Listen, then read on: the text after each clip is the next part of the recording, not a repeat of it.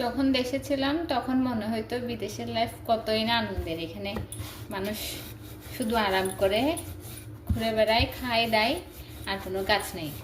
কিন্তু আসার পরে যা দেখলাম, এখানে শুধু কাজই কাজ। আমি তো তাও এখনো কোনো বাইরে জব করি না, তাই আমার ম্যানেজ করতে তেমন একটা সমস্যা হয় না। কিন্তু যারা বাইরে জব করে আবার বাসায় এসে সব কাজ করতে হয়, তাদের অবস্থাটা একবার চিন্তা করেন। দেশে আপনি যে কোনো কাজের জন্য একটা অন্ততপক্ষে হেল্পিং হ্যান্ড পাবেন।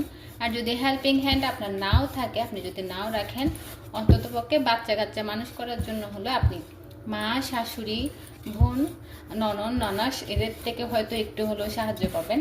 কিন্তু এইখানে সব কিছু একাই করতে হয়। আপনার এই যে বলে না কথায়, জুতা সেলাই থেকে চণ্ডীপাঠ, ঠিক তেমনই সব কিছু আপনাকে একাই করতে হবে। ঘর দুয়ার ঝাড়ু দেওয়া থেকে শুরু করে রান্নাবান্না, ক্লিন করা, বেবিদের টেক কেয়ার করা, A to Z ঘরে যা যা কাজ আছে সব কিছু কিন্তু আপনাকে একাই করতে হবে।